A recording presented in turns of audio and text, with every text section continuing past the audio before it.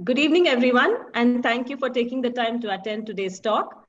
And before we start today's proceedings, I would request all the audience members to please mute yourselves and switch off your videos to help better streaming.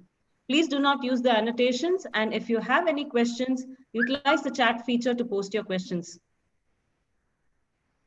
As you all know, today's talk is the fourth or fifth talks being organized by the 4th Karnataka Butterfly Festival. On the 7th, 8th, and 9th of November, we had three very well attended talks about the early stages and host plants of butterflies by Hanish KM, Butterfly Biology for the General Public by Nitin Ravikantachari, and Beauties of Lalita Mahal Palace Area, Mysore, and Kodagu by Arun Urs, respectively. The recorded versions of these talks will soon be available on the Bengaluru Butterfly Club's YouTube channel. Today's topic is the fascinating world of butterfly behavior by Harsha Kumar. And let me take the privilege to introduce to you today's speaker, Harsha Kumar. Harsha is a PhD student at IISER Tirupati studying behavioral and physiological adaptations of pikas, which are closely related to rabbits and hares, to high elevation related cold stress and hypoxia at Ladakh. He started his journey with ecology and natural history about 12 years ago with butterflies. He loves insects and birds of all kinds and likes spending time outdoors. He has been watching butterflies for over 12 years now. Hanish KM and Ashok Sen Gupta guided him in his first few years at butterfly watching and raising. As a school kid, he attended the 3rd Asian Lepidopteran Conference at Coimbatore, where he met Krishnamekh Kunte and went with him on a field trip for 2 months to Sikkim. That sealed his love for butterflies. In his first year of BSc, he got a chance to work on butterflies of Eagle Nest and Pakke Tiger Reserve at Arunachal Pradesh with Ramana Atreya. And that only reinforced his love for lepidopterans. He has never looked back since. He has raised over 70 species of lepidopterans, moths, and butterflies together. He is someone who looks beyond just observing and documenting and is science-oriented. I'm sure that people from all backgrounds who are attending today's talks will benefit from Asha's knowledge. And I'm also sure the rest of you are as eagerly waiting as I am to learn more about and be fascinated by the fascinating world of butterfly behavior. So I would like to now hand over the proceedings to Harsha. Thank you, Harsha, for taking the time from your busy schedule to be here and share your knowledge with us as part of the 4th Karnataka Butterfly Festival proceedings. Over to you, Harsha. Thanks a lot, Priya, for that nice introduction. Today, I'm going to be talking about the fascinating world of butterfly behavior. While a majority of citizen science efforts in India have been focused on identification, documentation, and distribution mapping, there's little work done on butterfly behavior. This presentation aims at encouraging students, naturalists, researchers to think about why and how butterflies behave the way they do in the natural world.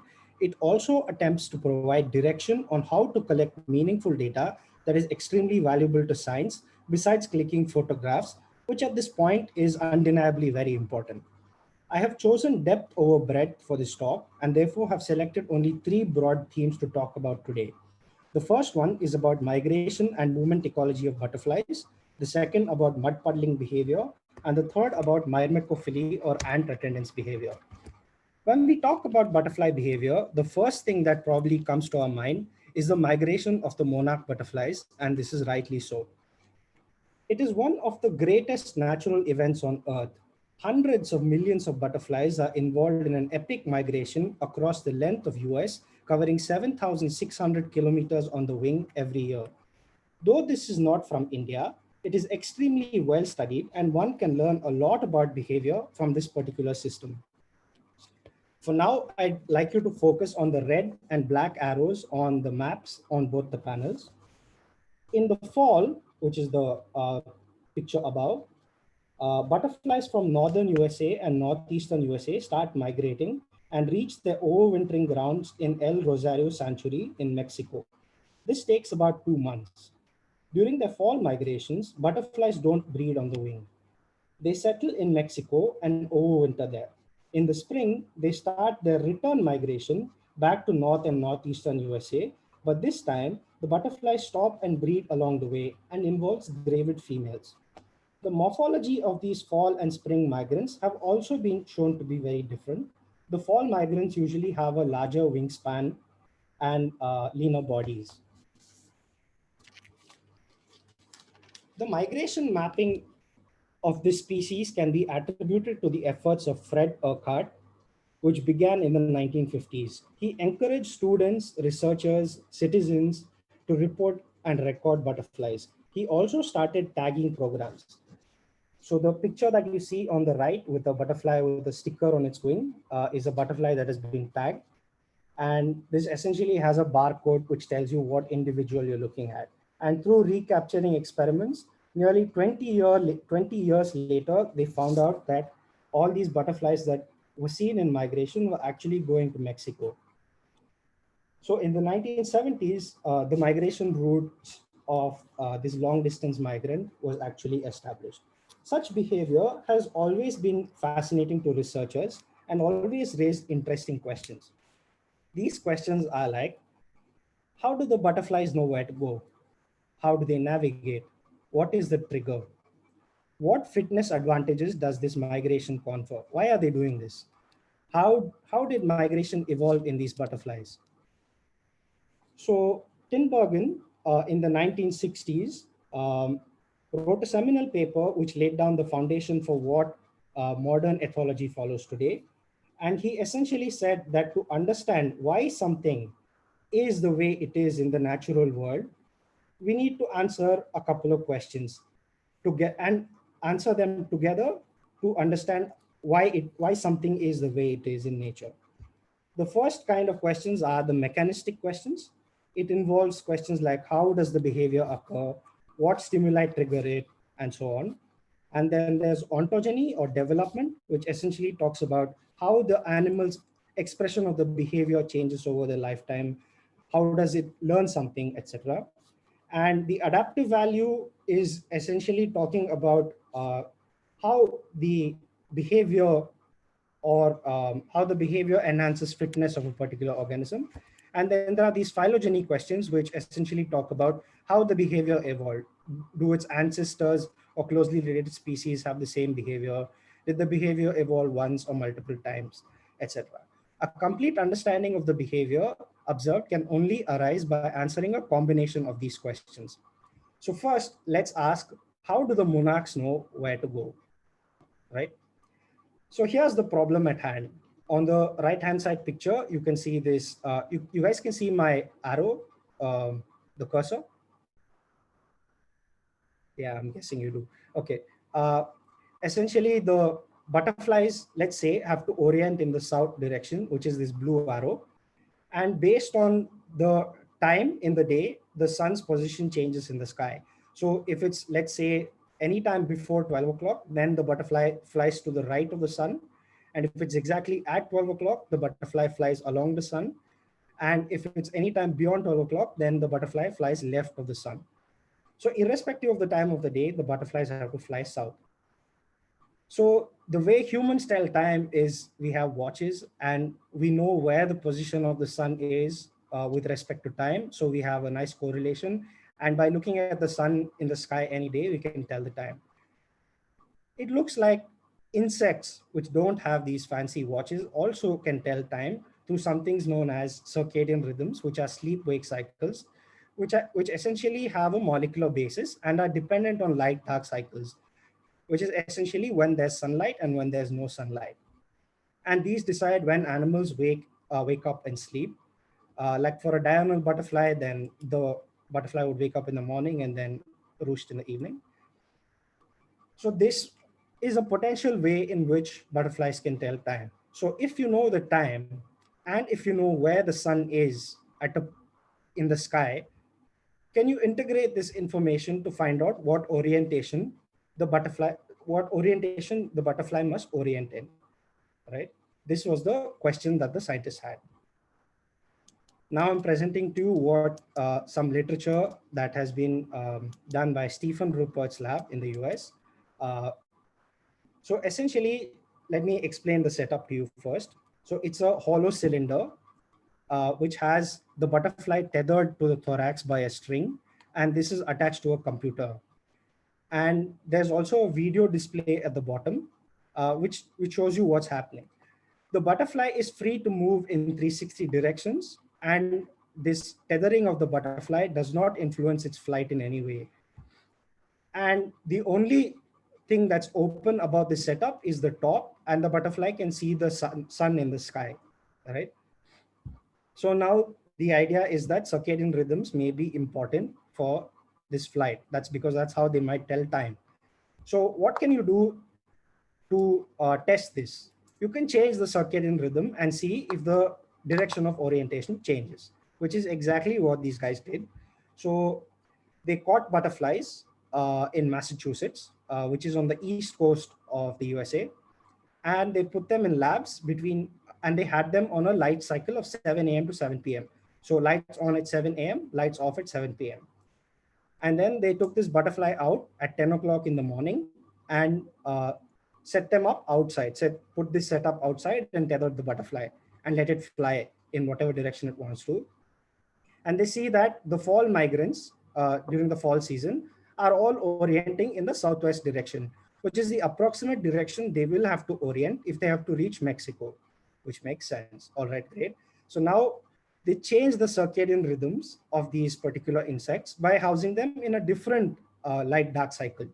So they housed butterflies in the lab, and lights came on at 1 a.m. in the night and switched off at 1 p.m. in the night. And then again, they repeated the experiment at 10 o'clock in the morning, which is the time for us, not for the butterfly. And then what they see is that the directions are completely reversed. Now the butterfly is flying somewhere else, in pretty much the opposite direction that it was supposed to fly, right? So this showed that circadian rhythms are important, and they might be telling time this way, and this is how they might orient their direction. So the next experiment that they did was they chopped off the antennae of the butterfly to see if this had any effect on orientation of butterflies. And this, if you see the panel here, this shows you that the butterflies have lost all direction and are completely flying haywire in all directions. And this told us that antennae have clocks that keep time. The circadian rhythm has got something to do with the antennae, and how the antennae is doing this is something very cool, and it has basis in molecular biology. I urge you to read about that. You can find that on Stephen Rupert's lab webpage.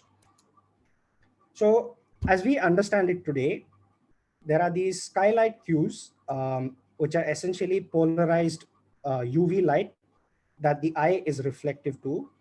And there are these clocks in the antennae that we just talked about, which are integrated by the brain to orient butterflies in a particular direction. This is known as the time compensated sun compass, and this is how they maintain orientation. A lot of work has also illustrated the role of nervous system in processing and integrating signals received from both of these inputs. And these are essentially neurobiology experiments which involve recording from neurons, which might be involved in migration behavior.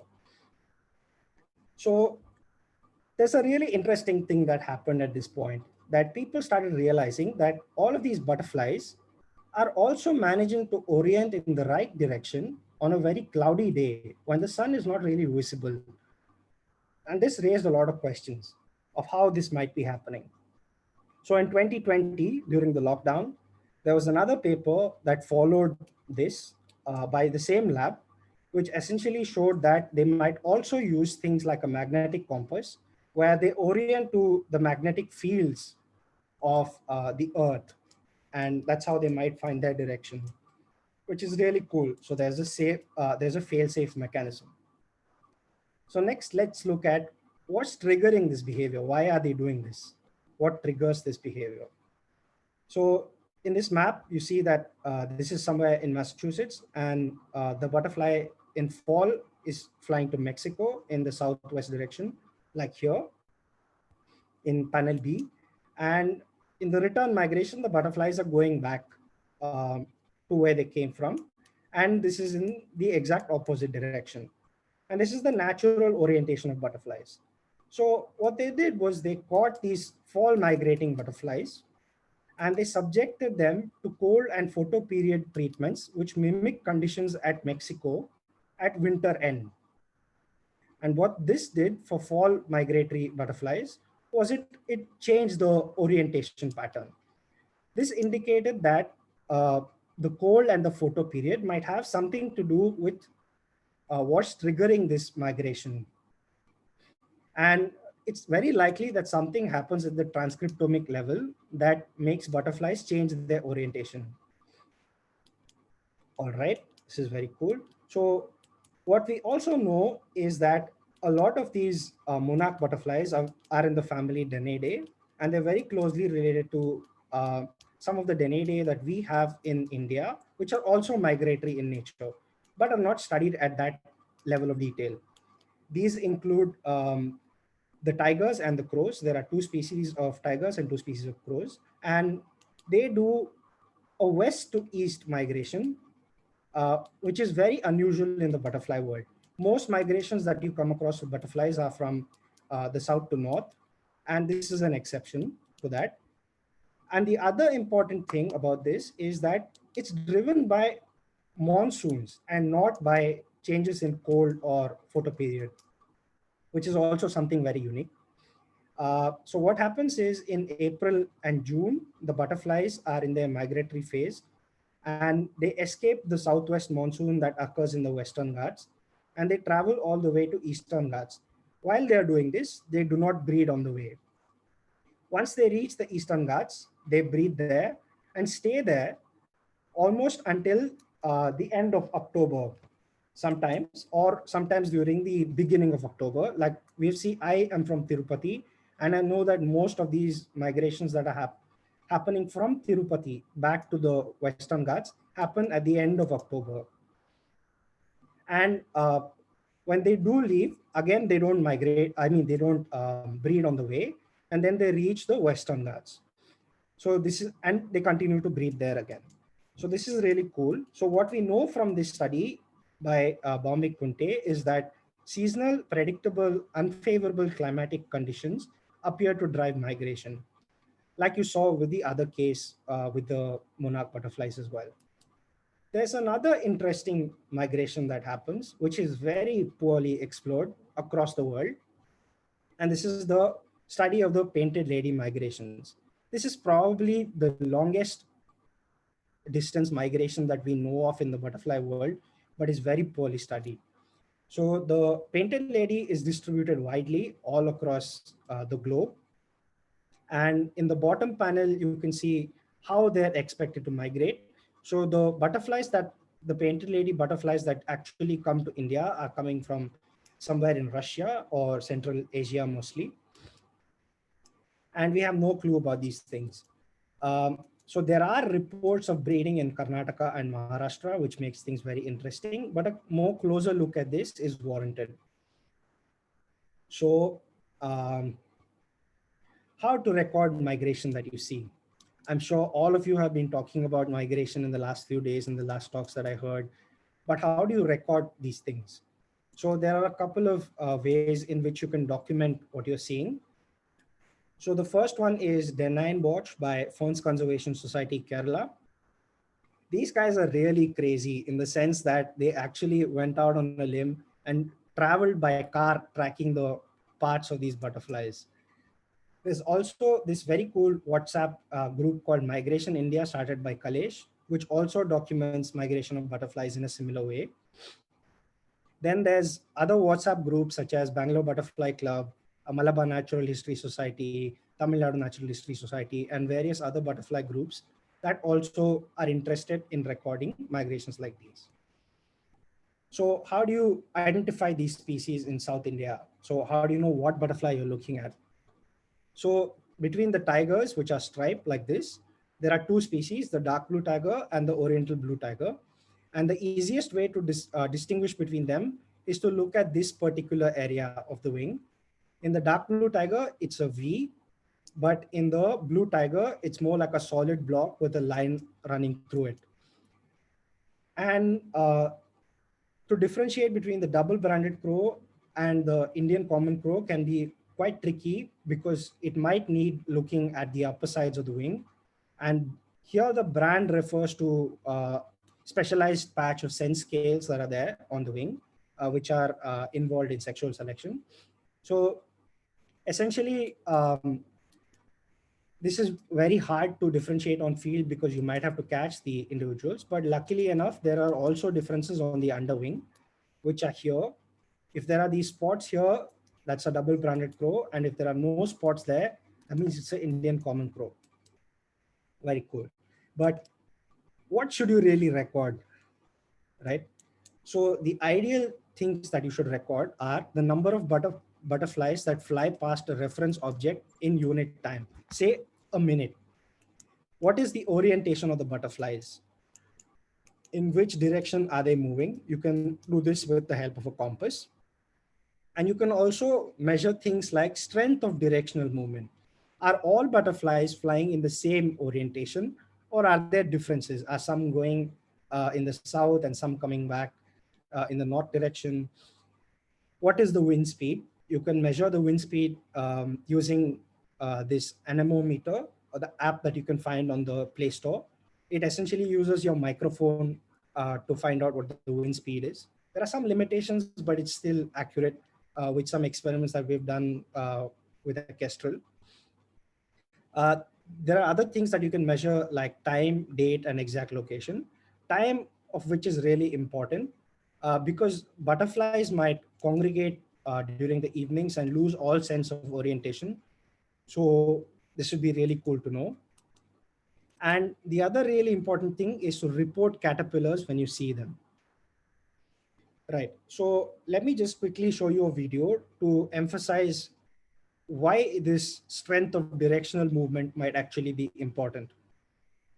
So here's different pieces of videos that have been clipped together and put together, and they've been slowed down considerably. So you can see here that the butterflies have no direction. They're all pretty much flying in any way. And here there's very strong directional movement. Most of the butterflies are flying to the right. And here there's again moderate levels. And here again, there's like moderate levels of directionality. These are important things to measure.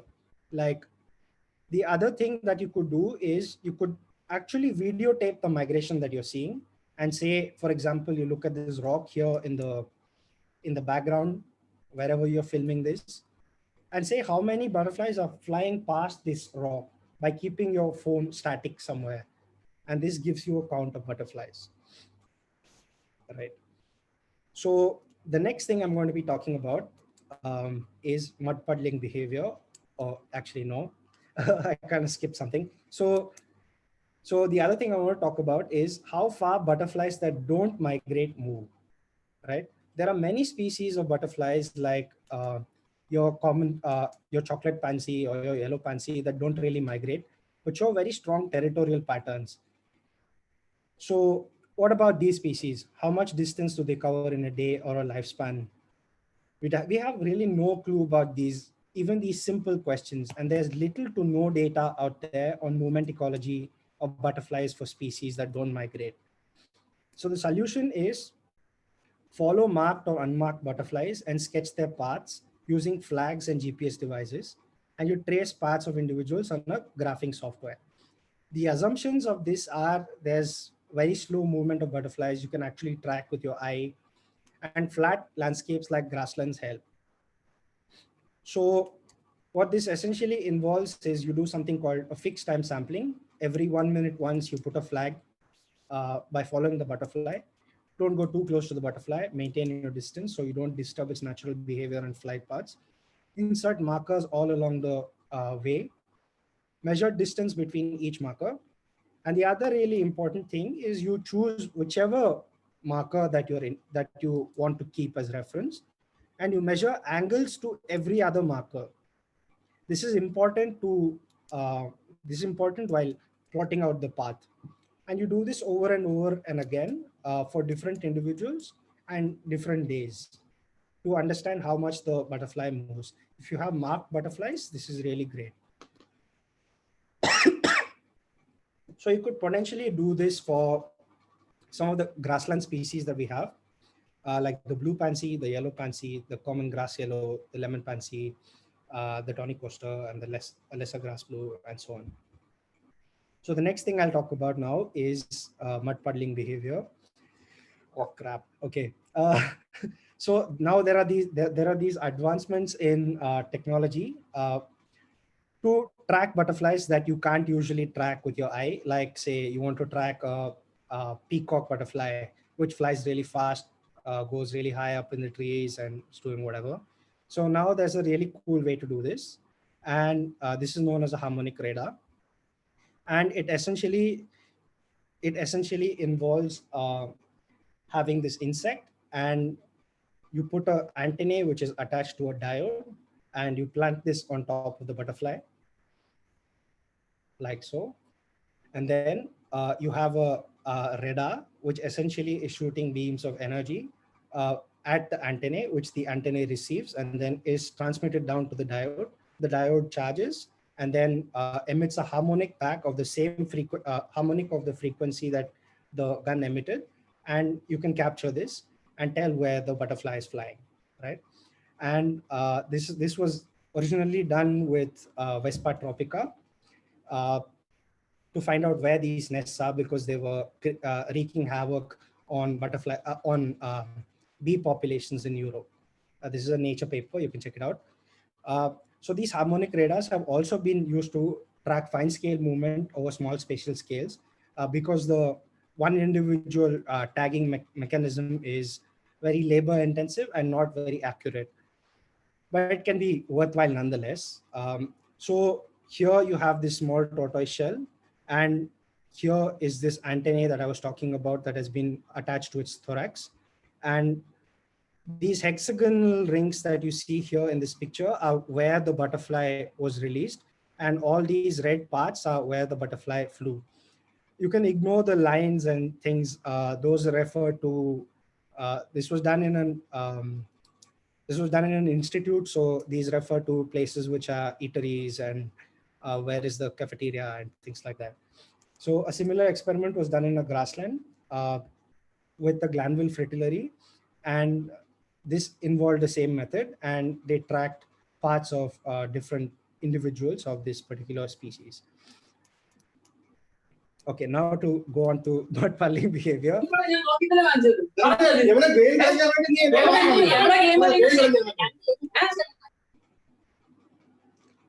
Yeah, now to go on to mud puddling behavior.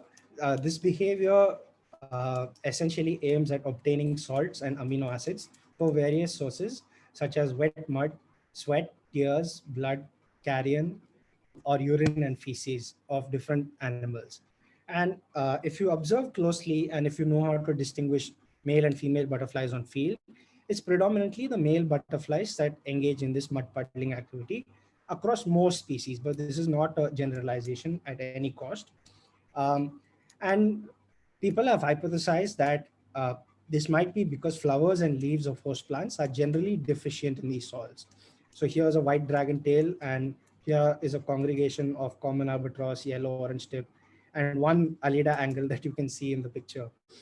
So why are butterflies doing this? Why do they need, say, sodium? Why do they need potassium? So there have been several hypotheses to suggest that sodium is actually important for neuromuscular activity and consequently flight.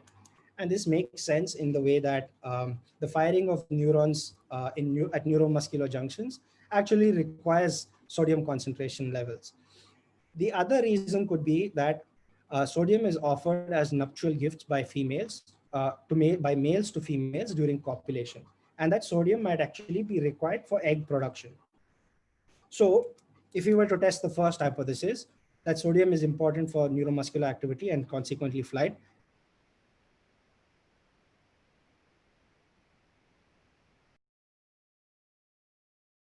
this experiment tried to see whether this was true or not. They did Mitra et al.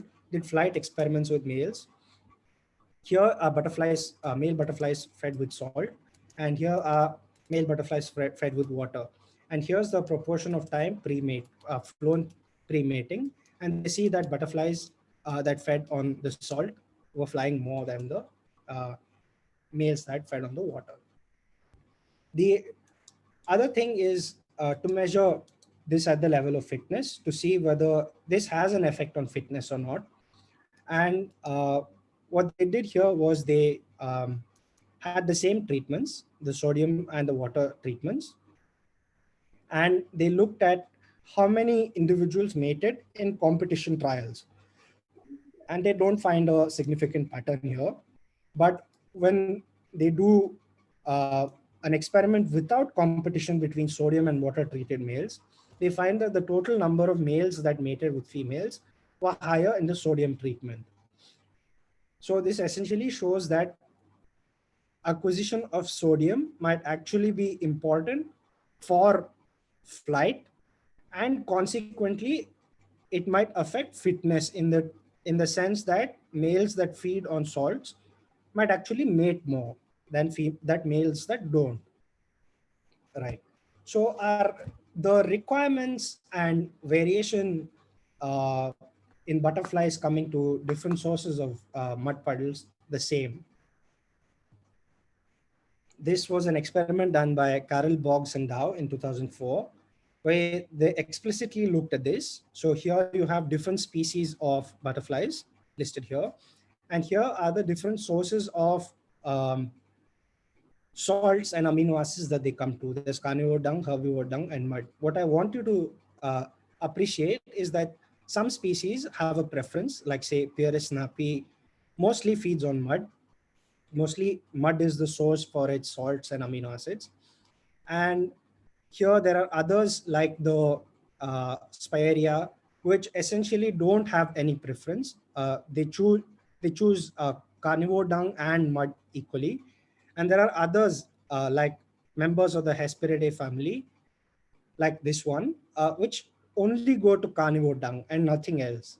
So butterflies are very special in the sense that they go to different sources of mud puddles. Uh, so the next thing they did was to see what was the concentration of sodium that was actually there in the mud, in the herbivore dung and in the carnivore dung that Pieris snappy was visiting. And they essentially found out the sodium concentrations there. And then they did a choice experiment. So here you have different concentrations of uh, sodium chloride in water. And so here you see that this 0.001 molar corresponds to the concentration that was there in mud, and zero point zero 0.01 molar corresponds to carnivore dung. And what they see is that the butterflies actually go back and segregate in much similar proportions like that you see in the wild. So butterflies actually prefer mud or this particular level of sodium concentrations. So there's potential to do similar experiments for butterflies in India, where you could actually do these choice experiments with butterflies. And this is very exciting. So I don't know if Agrim is on this talk, but he'll tell you that in Eagle Nest, we actually tried out something very cool. We were just experimenting and it was very, very fun at the time, but you can actually put electrol, mix it with water and put it on the ground, and butterflies will come to it like crazy. And I think that the really unexplored bit about mud puddling behavior is that it has great potential for monitoring populations of specific targeted species. Uh, like how we put out fruit baits for nympharid butterflies, putting out salt baits could be like a really cool thing to do. Like if you want to know how many albatross you have in a particular year at a particular place, this might be a nice thing to do. So the last thing that I'm going to be talking about today is Myrmecophily, which is essentially interspecies mutualistic interactions with ants. If you have spent a considerable amount of time on field, you would have seen something like this, where the ants are actually sitting on top of the caterpillar. And these Myrmecophily interactions essentially have morphologically and behaviorally specialized animals that bypass ant security, integrate into ant colonies, and exploit resources and security offered by ants and their nests. In return, these caterpillars offer ants sugary secretions. And these have been hypothesized to be a major factor driving adaptive radiations in Lichenidae and Rhodinidae, both of which exhibit this particular behavior. And we also know that there are strong associations between interactors that have a base in chemical and behavioral ecology, and that there's strong ant caterpillar associations. Not every species of butterfly will associate with a random ant. So there's like these very strong correlations between what species of butterfly you find and what species of ant you find that are interacting together. Right. This really cool paper came out in 2020, which essentially looked at this particular interaction, but it aimed at finding out the structures that are involved in in the production of these sugary substances. Here's the life cycle of a lilac silverline by Basu and Kunte. And I know Ashok Sengupta and Nitin were also involved in this. So here's an adult that comes and lays an egg on a plant. It might be a bark as well. And then there are these caterpillars that come out, and the caterpillars are tended to by the ants, and the caterpillar rewards these ants with sugary substances, and then it goes on to pupate and then becomes an adult. So if you look at the morphological features that are associated with the larvae, you can see that there are these three distinct things. The first thing that you see is that there's a dew patch, which is one of the organs that produce the sugary substance. And then there's another blue box that you see here, which is the nectar gland, which also produces sugary substance, but is not visible to the naked eye. So the caterpillar needs stimulation from ants, and then the nectar gland comes out, and then the ants have access to this sugary secretion. And then there are also tactile organs on the last segment of the caterpillar. This is the head and this is the tail. On the last segment, which essentially allow the caterpillar to interact with the ant. These could be chemical or tactile cues, which are picked up by this particular organ. Right. So these are some very cool pictures which show the ants feeding sugary substance, ants receiving sugary substances from the caterpillars from the dorsal nectar organ, which has been everted by the process of stimulation. So here you see that this is on the last but one segment. And here again, you see this is of the red spot caterpillar. And here is a micro CT scan of that particular lilac silverline caterpillar that I showed you earlier, which shows all the organs clearly. So the tactile organ is here, and then there are these dew patches here. And then here is the opening of the nectar gland that requires this particular stimulation that I was talking about. So here you see an ant, which is actually antenating the tactile organ to avert the dorsal nectar gland. And in this picture, you can actually see the dorsal nectar glands are out here and here. And this is a tactile organ. And here you see the dew patches. So this is how the caterpillar looks like in real life. All of this is very cool, but things are not so simple. Like we've realized that there are varying degrees of relationships. And the best way to emphasize this is to look at the life cycle of Maculinea araeon from Europe, which is the large blue. This butterfly is very, very special in the sense that it interacts with ants in a completely different way to the one that you saw earlier with the lilac silverline. So here, the caterpillars barely eat leaves and essentially drop down on the floor and signal to ants. The ants take the larvae inside the ant nest. The caterpillars there essentially eat the brood of the ant. They actually parasitize the ant and reach 95% of the body mass inside the ant nest before pupating, which is really cool if you think about it. So essentially, although all of these interactions are mutualistic on the periphery, there are various levels of asymmetry and net gains and costs of these associations. So if you have the butterfly gaining slightly without really affecting anything for the ant, then you have a commensal relationship. Like say, for example, there's a caterpillar, it puts out the sugary droplet to attract ants and gain this protection. But as soon as the ant comes to take it, it pulls it back in. So it doesn't really give the sugary secretion to the ant. It's only coaxing with it. It's only playing with it. But you could also have parasitic interactions where butterflies are actually gaining a lot and ants are losing out majorly. And these could be of two different types.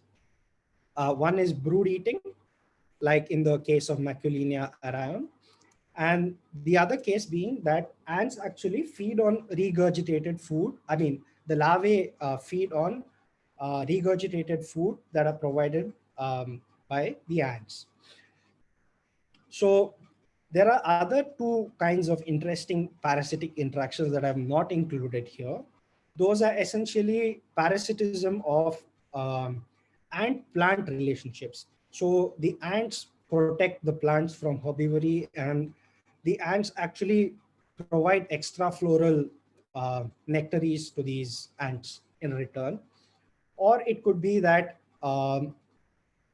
essentially that these caterpillars parasitize ant aphid or ant scale insect interactions, where they actually eat the scale insects or whether they actually eat the aphids, like for example the ape fly, right? So the brood eating is the Maculinea arion, and this is probably arised only once or twice in the entire butterfly, in all butterflies. And there are lots of species that actually uh, rely on regurgitated food provided by ants. And the lilac silverline is probably one of these, as suggested by uh, Kunte. And so essentially you can break down all of these relationships into two and say there's obligate myrmecophily. And these are caterpillars that absolutely need ant attendance and won't do without it. And these are particularly seen in larvae that don't eat the leaves, but feed on regurgitated food that are provided by the ants. And then there's facultative myrmecophily, where uh, this doesn't always need ant attendance, but these are seen generally in larvae that eat leaves. So here, I like to show you one case of parasitism that happens in Phengaris arionotes. Here's a Myrmica ant. Here are the brood of the particular ant. And here is the caterpillar. And the caterpillar is actually eating the brood of that ant. And the ant doesn't seem to care. The ant is not doing anything really. So, which is really cool. I'll get back to that in a minute. So if you look at how all of these, how ant genera are associated with parasitism, it definitely comes across that not all genera of ants are affected in the same way by parasitic relationships. So the open squares that you see here are the genera which are parasitized, and in brackets you have the number of species in that particular genera that are parasitized. And these have been ranked in the sense that Chromatogaster, for example, that's at the top here, has the most number of Chromatogaster species. There are lots of species in the genus Chromatogaster. That's what it means. So there are only a few white open squares that you see here, which are essentially telling you that these are not very many in number.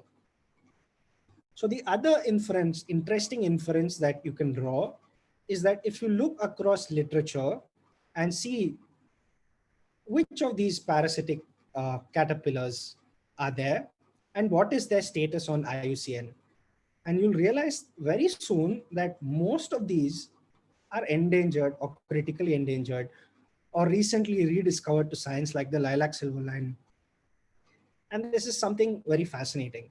Why is this happening? Is this because the caterpillars are winning this co-evolutionary race with ants? Is that why have they driven ant populations to such low numbers that the caterpillars have now just die, right? So the other interesting question that you can ask with all of this is, why is this particular ant that's sitting right next to the caterpillar not doing anything when the caterpillar is actually eating the damn larvae, right? So here's why ants don't attack parasitic caterpillars. So you think that ants that actually eat a parasitic caterpillar or attack a parasitic caterpillar have a lot to gain, but they don't do this. Why is this? So caterpillars actually mimic cuticular hydrocarbons of ants and fool worker ants into thinking that they are a part of the colony. And this was a very cool experiment done by Masaru et al. In 2009, where they took glass beads and they coated the glass bead with cuticular compounds of the particular thing that you see here. The control is nothing, and the workers' cuticular hydrocarbons, the female sexual uh, ants, cuticular hydrocarbons, and so on, and the caterpillar on a separate bead. And they see how much time do workers actually spend in attending these different glass beads, right?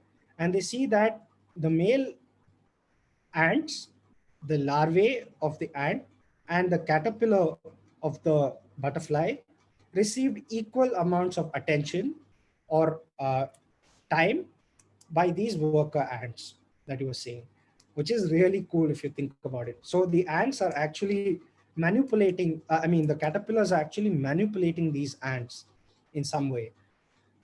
So the other thing that came to light in 2019 was that the absence of cuticular alkenes allows lichenid larvae to avoid predation by these particular ants. So the absence of something allow these caterpillars to avoid that predation. Yet another paper that came out in 2020, which is very cool, suggested that lichenid caterpillar secretions itself manipulate ant attendance behavior. What they saw was that they increase levels of dopamines in the worker ants, and they affect locomotion of ants. So these ants are essentially drugged, and they're not really going anywhere. They reduce their locomotion to the levels where the ant doesn't really go anywhere. It doesn't even go back to its nest. It's just hanging out there near the caterpillar and behaving very aggressively to intrusions by other insects and things like that. The other thing I want to point out is that there's large variation in morphology of these lichenidae caterpillars. Like, you realize that the dew patches in the lilac silverline was somewhere along the mid body from the head to tail. And then the dorsal nectar organ was on the last but one segment, and the tactile organ was on the last segment of the caterpillar. Here are common cerulean caterpillars. And in this particular picture, you can see here in this caterpillar and this caterpillar, you can see the tactile organ. You can't really see the dorsal nectar organ in all cases, so you don't really know whether it's there or not. But dew patches seem to be pretty obvious in the sense that you can either see dew patches or you don't. And this is the common cerulean. And there's an Indian Pierrot, which doesn't seem to have, Indian red Pierrot, which doesn't seem to have any of these morphological structures. And this might be because it mostly lives inside of leaves. So it actually sandwiches itself between two layers of the same leaf and is actually inside the leaf feeding, and therefore might not require any ant attendance at all. So now let's have a look at some more of these. So here is a common silverline. Here is what looks like a dew patch. This is the head, this is the tail. Here are the tactile organs, and here's another dew patch. And this is a common short silverline, which has fairly similar morphology to the Indian common silverline. One dew patch here, one dew patch here, tactile organ here, but we don't really see the dorsal nectar organ. And the lilac silverline is very, very different from the common silverline. This might be because it's in a different genus. So there are these two dew patches here, and the tactile organ here, and we know that there's a dorsal nectar gland here. In the Himalayan long-banded silverline, you have like a row of these dew patches here, one dew patch here, and in the oak blues, you have like this uh, last terminal segment, last but one terminal segment dew patches. So there's fairly large amounts of variation in where these structures are, which might be really interesting in the context of how these morphologies evolve with relation to ants, what the caterpillars feed on, whether they heavily rely on ants for their life cycles or not, and is something very, very exciting for researchers to study. So what to do if you see ant caterpillar interactions, or if you come across an ant, if you come across a caterpillar which has ants on it. Now, I'd really, at this point, emphasize that observing life cycles in the wild is really important, especially when it comes to watching behavioral interactions like these, because you cannot do this at home. And although you might have a few bad experiences, like the caterpillar gets predated upon, you don't find the caterpillar again the next day, but still worthwhile doing this. So what you have to do is you have to record ant and caterpillar behavior in tandem to understand what's happening. What are the ants doing? Do you see the ants feeding the caterpillars? What segments of the caterpillar body are ants spending most of their time on? And this will come only through long sustained behavioral observations. You have to actually sit there and see what's happening. What segments of the body have dew patches, nectar glands, and tactile organs? Are the caterpillars eating leaves or are they not? Do you see the ants carrying or moving the caterpillar? Did you see the ants attacking or eating the caterpillars? Like people like Sammilan have actually been observing centaur or blue caterpillars, and they've actually seen ants attacking the caterpillar.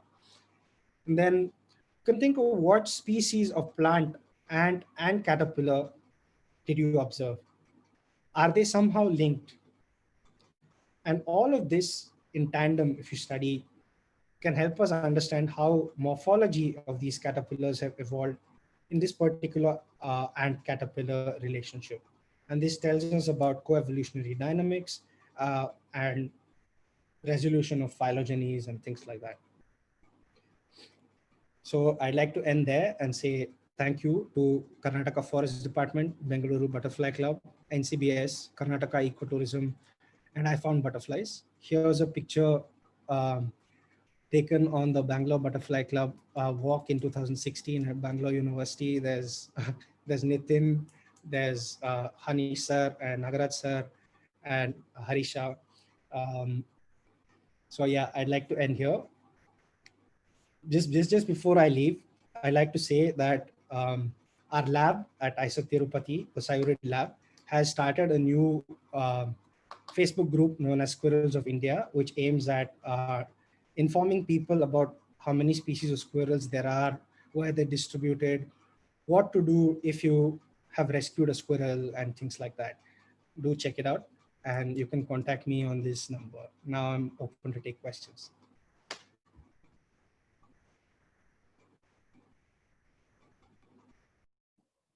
Okay, we have a question from Sai Shailesh. Why these many tiger butterflies are sitting on a single branch? Okay, these are probably congregations. So essentially they are on their way to migration, but they just decide to stop and sit somewhere together. Why do butterflies need salt? Butterflies need salts for two reasons, like I explained. One is for neuromuscular activity, which might be involved in flight. And the other is that male butterflies are known to give these salts to females as nuptial gifts. And these sodium salts might be involved in production of eggs. So by donating sodium to a female, the male can increase his fitness as a result of this.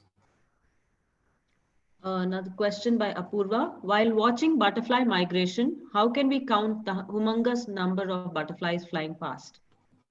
This is this is a very good question. I like this question. So this is essentially what I was trying to convey in that slide, which talked about how to record butterfly migrations. So don't try to count. Just record the video, slow it down as much as you want. Just don't move your camera. Just leave it there. You can have any reference in your picture. Can be a rock. It can be a cloud. Ideally, something that doesn't move, right? And then you see how many butterflies are flying past that particular reference object in unit time. Okay, the next question is, how do they catch and tag the butterfly without damaging its wings? It's question from Sai Shailesh. This is actually very easy. You can use butterfly nets. And if you are trained and know how to do this, you essentially don't catch the thorax. That's the important bit. So if you squeeze the thorax, the butterfly dies.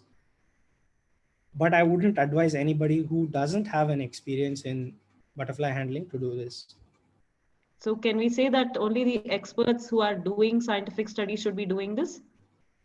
Or if you've been taught by somebody, like I learned how to catch butterflies from Krishna Megh. So Nitin knows how to handle butterflies. It's just a thing.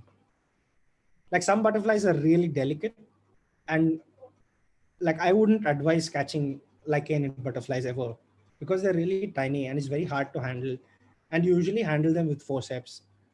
And things like the Psyche butterfly are very easy to kill because they're very delicate.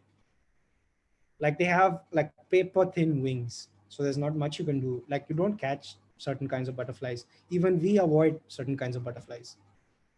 So only so only the people who are trained should go about doing something like this, and the others should preferably avoid any damage to the butterfly. I don't discourage anybody. There's always some room for error, and you can learn if you want on your own. You can always look at YouTube videos. Yeah, but it'd be good to learn it from somebody who does know how to do this. Okay. Another question is, how do females also mud puddle? Females. Sorry, not how do, it's do females also mud puddle?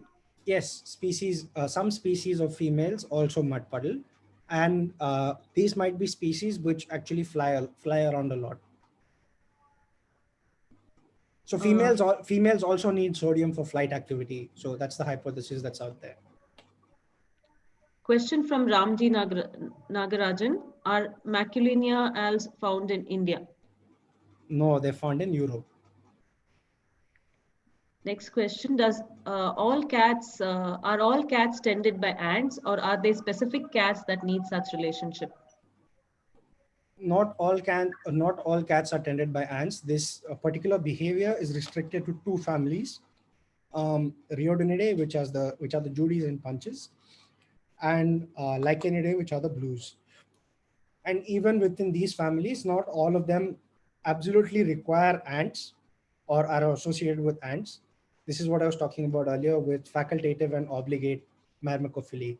The ones that are facultative absolutely need ants for their survival, and they usually have caterpillars that are dependent on ants in a serious way. They either eat the brood of the ants, or they're fed regurgitated food by the ants. And the obligate kind are the ones that eat leaves and can survive without ants.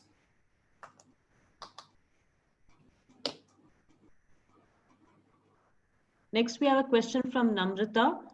The mating trials suggest males that contain sodium mate more, have an impact on selection of such males by females. If yes, then how does the female detect the sodium content in males? Yes, this is a very interesting question. We don't really know yet. We don't know how morphology of males is indicative of how much a nuptial gift the male will donate to the female. We don't know this. So let me give you an idea of what it involves doing. So basically, you have to catch the males. You have to take the spermatophore that's coming from the male, measure the levels of sodium in that, and correlate it with other things, like things that the female is perceptive of, like the size of the male or the size of the abdomen, the wingspan, color, could be anything. We don't really know about this.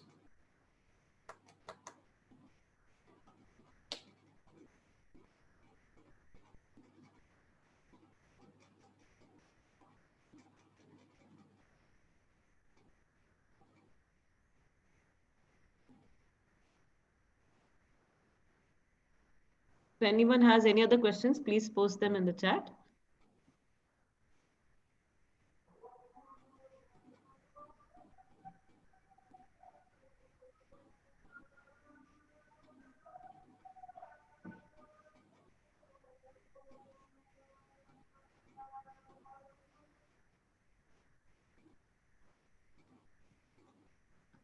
There is one more. Fruits have different sugars. Are they useful to attract butterflies? Yes, that I wouldn't particularly call as mud puddling behavior, because they're not coming for amino acids or salts. They're actually coming for carbohydrates, basically sugars. Like overripe fruits have a lot of sugars. That's why they're coming to that. But yes, you can attract butterflies using fruit baits. Like we actually in JPRF, I don't know if you guys know, we always have this walk every week, I think, that is usually led by Rohit. And sometimes we do put out fruit baits at JPRF to attract things like Nawabs and Rajas. So different sets of butterflies will come to different things. So like your nymphalids will mostly come to fruit baits, or they'll come to carrion. And the hesperids will usually come to, which are the skippers, will usually come to bird poop. And you have other things like papillonids and pierrids, which usually come to wet mud.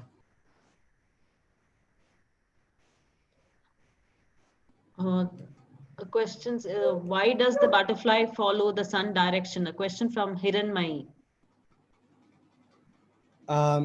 That is to know in which way the butterfly has to orient. So if it has to um, find its way to Mexico, how does it do it? And people investigated this question, and they found that butterflies use the sun as a directional tool to find where they need to go to reach their destination.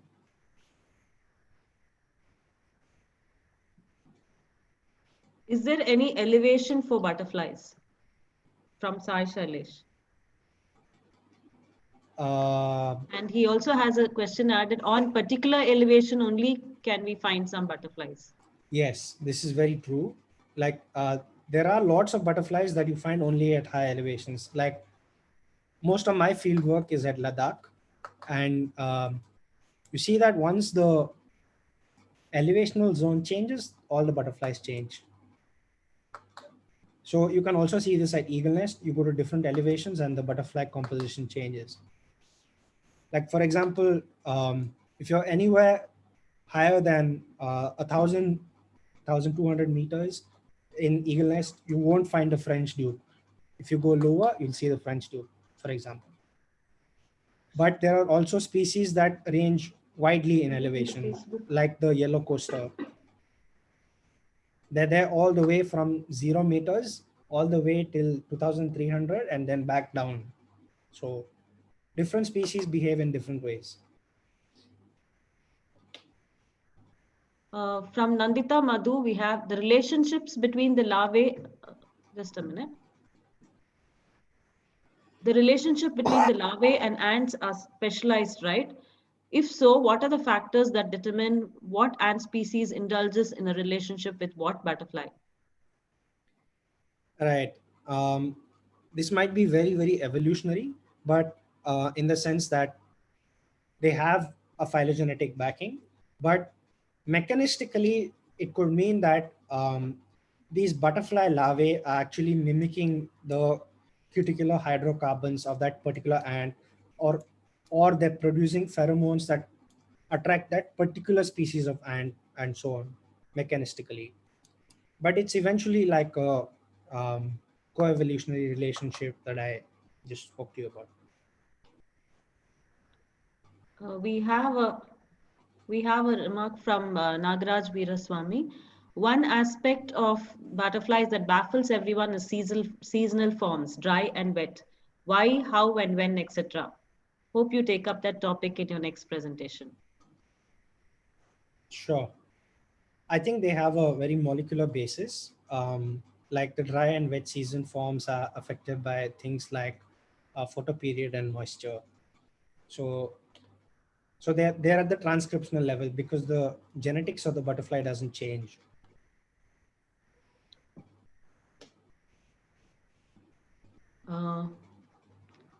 From Sai Shailesh, sir, do you have any elevation chart? Please show us. Chart must be. At the top of my, I don't have one ready, but I can share it with you eventually. I'll find you and share it with you. Okay, and we have from C. Srinivas. Where do we find maximum diversity in butterflies in India and across the world? In India, it must be one of those places in the Northeast, I think, because they have affinities from different places.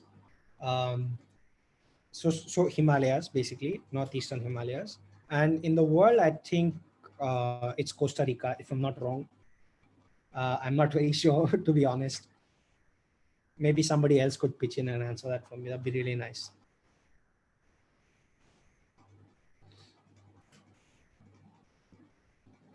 No, Mahesh, I'm not sure how many endemic butterflies there are in India. I don't know a number at the top of my head that I can share with you. There are quite a few though that I can tell. From Sai Shailesh, will we find any melanistic butterflies? Sure, you might find. I mean, there. I don't know if you. Well, I'm not very sure. I don't know if you call them melanistic or you call them aberrations because I think melanism has to do with skin. So I'm not very sure of that. I don't know the technical term for it, but yeah, you can find dark butterflies and you can find light butterflies if that's what you're going for. But I think melanism is a term that you usually speak of when you talk about skin.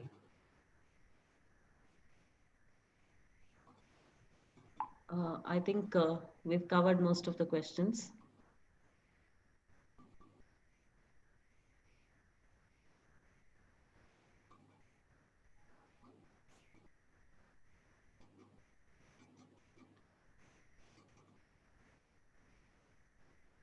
So thank you, Harsha, for that wonderful talk and some really fascinating facts that we got to know about the butterflies' behaviors.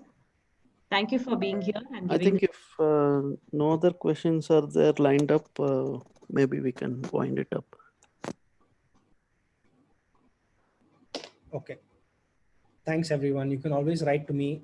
And Sai Silas, I will find that particular map that you were asking and share it with you about the elevation.